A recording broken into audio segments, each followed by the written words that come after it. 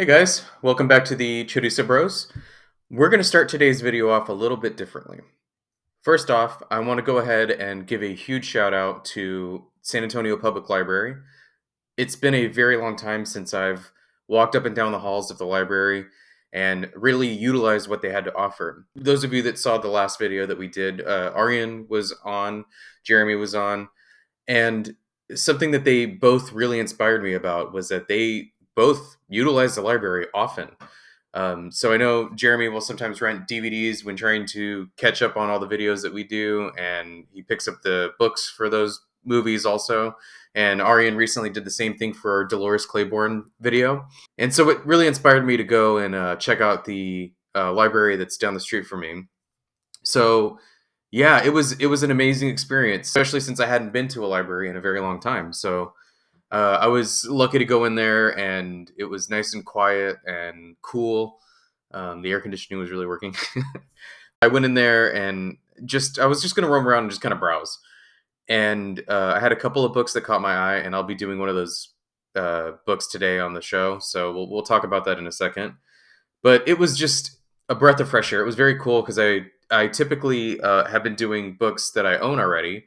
This was very different for me, and even more so, picking the book up that we're going to do today. It's a nonfiction, so it was really cool to kind of go back in and I almost felt like a kid again in a way because we frequented the library when I was younger, and so it was cool to walk in there and do that. So I really appreciated all the help I got from the ladies that worked there, and found some really fun stuff, and it was just a really welcoming, really cool environment. So shout out to San Antonio Public Library for sure. You guys are the best. There's also a sad note here. I meant to bring it up on one of our previous videos that Harley is no longer with us. She's in the Great Kennel in the Sky, I guess. It was a sad time, and she loved being in here when we record. Not just when I'm in here by myself, but when the guys are here. If she could ever lay in here and hang out with us, she was here a lot, every time. So Harley, rest in peace. We're gonna miss you. Trixie's already missing you. So yeah, that was just, you guys are gonna notice that you don't see the German Shepherd in here. You're not gonna see her tail kind of wag by anymore as we record. So shout out to our little doggy. We miss you. But she would want us to move on. So the sad beginning is kind of fitting here because today we're going to be talking about Killers of the Flower Moon, the Osage murders, and the birth of the FBI.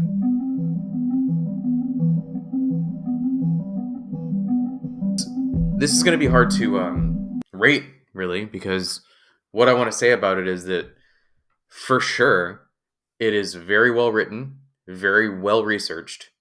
There's like a big chunk in the back that goes over all of its references and acknowledgments, and you can tell that David Grann here did a lot of work on this, and I appreciated that. And it was riveting. I started it and I couldn't put it down.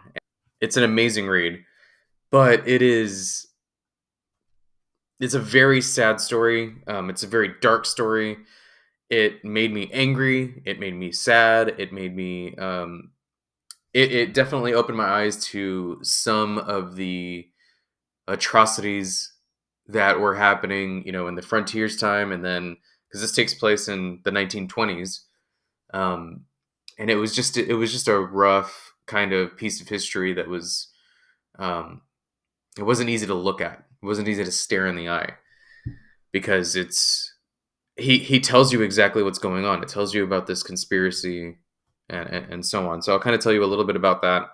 But basically, it's a really great book. But it made me feel like shit. I was not necessarily enjoying it in terms of just what was happening. I was like, God, this, because it's not fiction. This is a nonfiction book here. That's not what I'm used to. I'm used to like reading stories that do have violence and do have atrocities happen, but there's always like a step removed from it because it's fiction, right? So you can just go, well, this is obviously, based on something that happened, or like a realistic portrayal of some things that have gone on, and written to entertain, make you feel one way or the other. This was a little bit different because it was like, these are living, breathing people that this shit happened to. It fucking sucks. So basically, and I'm not coming at this with the best energy because that's really just how this made me feel. So great book, check it out, pick it up, but just go in knowing that if you're not down to read about violence and murders and poisonings and corruption and gangs and very, very hard frontier life, skip it. But if you can stomach it and if you can look at it head on and accept it, you're really gonna, be okay with this book and appreciate it for what it is. So, that being said, this book is an investigation and the beginnings of the FBI. So there's this guy, William King Hale, who integrated into this tribe, and this is in, quote unquote modern times in the 1920s. What had happened was, in this part of Oklahoma, they'd displaced the tribesmen from that part of Oklahoma and gave them this plot of land, this area that was rocky and what they thought was poor in resources. It was just shitty land, right? Because they were, taking advantage of the natives, of course. But only to find out that in the process of doing that, they'd discovered oil there, and the Osage people became some of the richest people at that time. They were some of the first to have like electricity. They had oil derricks on this land, and this really kind of exposes all of the racism that was going on, and that's never really, it's not like a surprise that you're going to find out that that's how shitty these people were treated.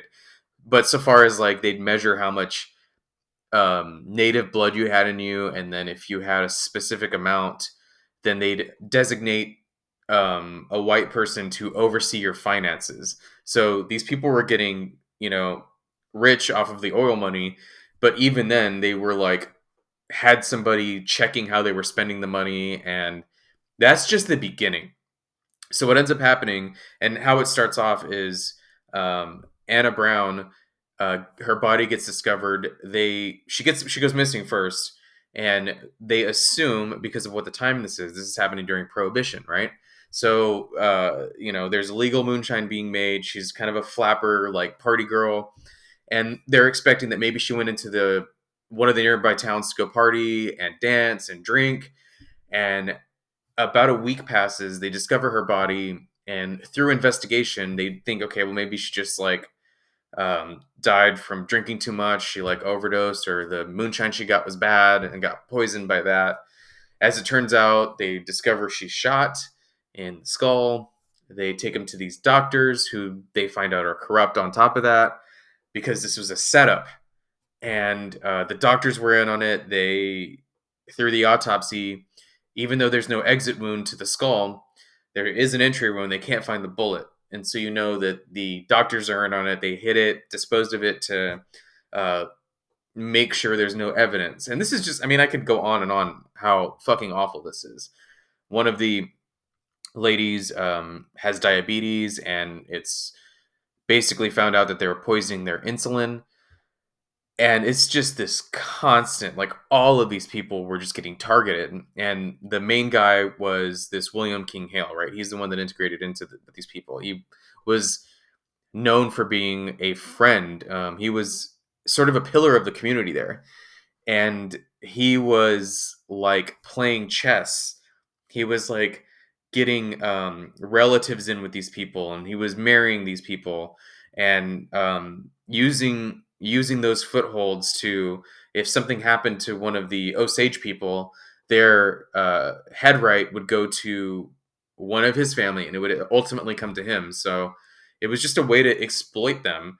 And there's just constant just corruption and trickery and gangs, and eventually they start what is a basic investigation group, and it sort of formulates later into what we now know as the FBI.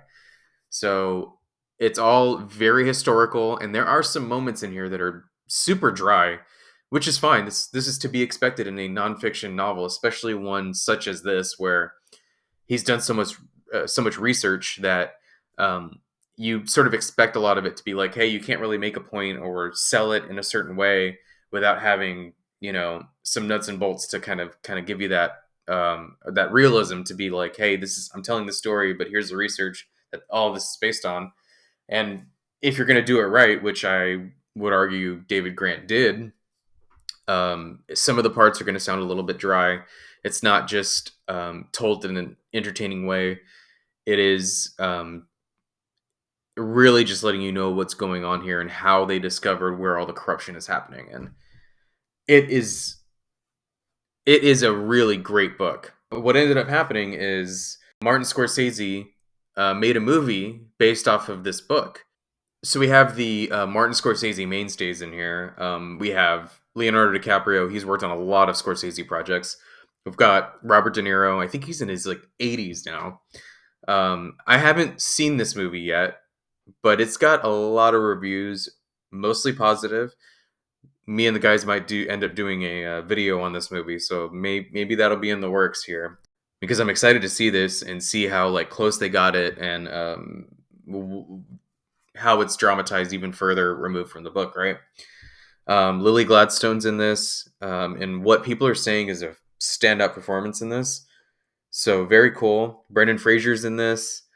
So this sounds like a pretty awesome movie. It sounds like it's long too, but it was made in 2023, so it's pretty recent.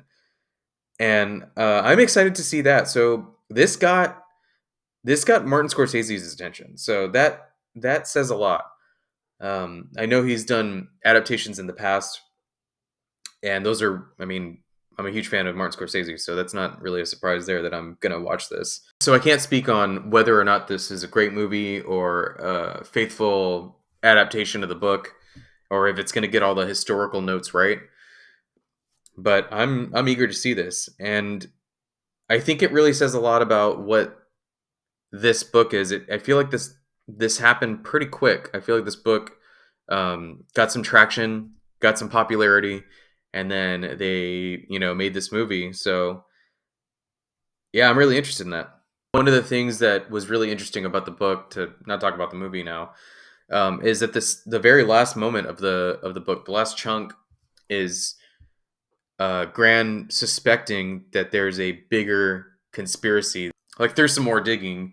He discovers or suspects that there's even more so of killings and disposing of people to move the money around. And he's figuring this out through the help of some of the modern people from this tribe. So these are the descendants of the people that were in this, and it's not that far away. This is the 1920s we're talking about. So there are still relatives that are not that far removed from when this took place. Now, when I was reading this, it really did open my eyes to how simple it was to make this happen and how easy it was for them to evade suspicion, to just get people to continue to trust you even though you're doing something as horrible as this. It was they had to travel. They traveled to Washington to plea to investigate this further. Imagine there's a conspiracy against your family and you don't know who to trust, even those that are closest to you, whom you've known for years, who you've trusted. You can't trust them anymore. You are unsure about what their intentions are with you and how much of it is, do they want some of your fucking money, so you can't go to church anymore. You can't trust the doctors to give you medicine that's real medicine. You can't, somebody is doing something as simple as offering you a drink and you think this moonshine could be poisoned. So there's this is very heartbreaking here, and I'm glad that I learned a little bit about this. I'm sort of interested in seeing what David Grann's other books are like. I'm interested in maybe learning about more Native American history, because I find it all to be very fascinating. I was reading a book on the Texas Rangers. There's a Texas Ranger in here, and just the history of what was going on at that time is just so wild, and we feel so far removed from it that our modern eyes on it can't really fathom what it was like. So that's going to be a really fun thing to do, a really fun thing to learn, and I need to maybe learn a bit more about American history. Is kind of where my feeling is on this right now. And that's exciting. Something like just going to the library and checking this book out is making me like want to learn shit instead of just reading stuff that's entertaining. So on that note, guys, I think this video is going on a little bit long, and that's fine. But I'll get out of here, and I think I picked up another book from the library by John Steinbeck, so I'm probably going to do that next. And if not that, I did read S. Craig Zoller's Congregation of Jackals, so I might do a video on that. That's another like horror western, very cool. Excited to talk about that. But in the meantime, I'm going to get out of here, guys, and I will be back with you soon. I think Art's going to be back with us even later than he expected. We're going to have a little bit more time between having Art on the show again. And so Jeremy and I are going to find out what we're going to do next while we're waiting on that. I think Arian and Brandon might come back on the show. We'll see, because I'm excited to bring you guys some more content. So, well, thank you so much for joining me, and you guys have a good day. Maybe make some recommendations of some stuff I should read coming up. Interested to see what else is out there and what might excite me about learning about history. So, bye, guys. Thank you again.